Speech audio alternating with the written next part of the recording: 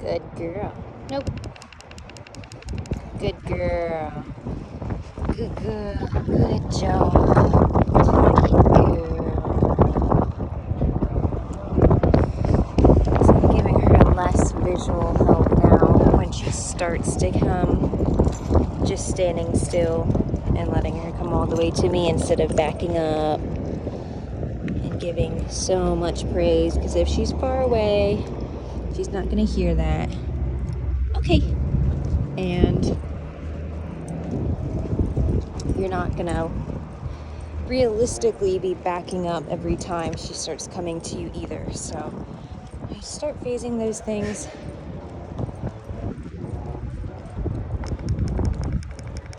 Good girl. Good job. In position for side pets. Good girl. Okay.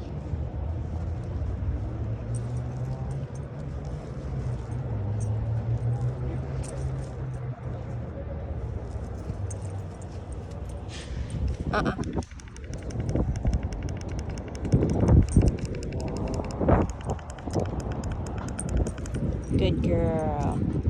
Good girl. Oh. Good job. So that time she actually did make it up to a 14. I started on a level 7, and because she's pretty distracted out here right now, and because she wasn't responding to it, I went up in levels. Okay. So what I was saying in an earlier video is that that's one thing I may do, depending on what I see from her, as a little test to see whether she's slow to come because she isn't motivated anymore, since she's not scared of the e-collar feeling anymore. She's kind of like too relaxed about coming and how quickly she comes. And then using a higher level can determine, yeah, she's feeling good about it now. She definitely is understanding it. She's not scared of it or worried about it anymore. She's thinking about it clearly, because all I didn't say anything to her or start running backwards or use the leash. All I did was make the level higher, and then she came. So that's a nice cue that she is in a right spot mentally about the e-collar. She just wasn't motivated enough in that situation, because even on the 14 she didn't show a big reaction. So here we'll see on an 8 again. As soon as she walks away. Good girl. Good job. That was good. Good job. Yeah, so it's just going to be a grand adventure to see what level she works on. But the reason we do the training this way too, and why it starts out so slow, okay, is because inevitably when you're using an e-collar, you're always going to make a mistake at some point. The dial's going to be turned up higher than you thought, or you'll accidentally hit the boost button when you didn't mean to. Something's going to happen.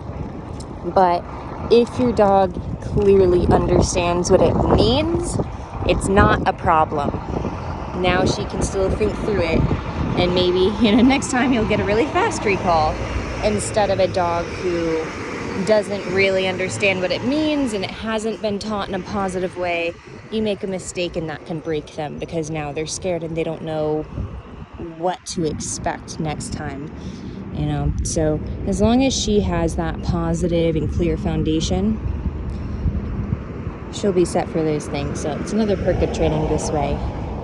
Let's do one more here, starting her on an 8 to a 9, and I'm gonna start dialing up. Good girl. So clearly there, she was not responding. Nope. Until the level was higher. Good girl. Same there. I had turned it back down.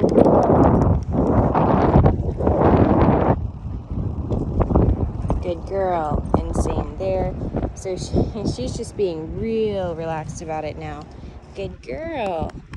Because multiple times there, every time she started coming, I stopped using the e-collar and turned the level back down. When she stopped coming again, I started back at that level 7 or so and slowly went up until she started coming, at which point I stopped until she slowed down and I started over again on the low level tapping until it got higher. So I think that shows me pretty well that she's thinking about it clearly. She's just requiring more motivation now because she's thinking about it so clearly and so calmly that it just isn't that motivating anymore. She's totally fine to be feeling the e-color and taking her time coming. So it's all an evolution.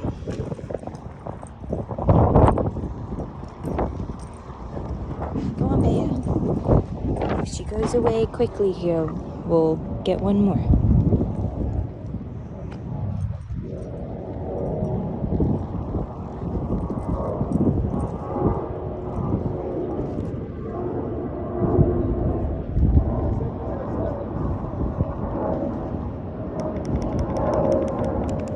Good girl. Good job. That's a good girl. That's a good girl. Yeah, nice job. Good girl. Okay.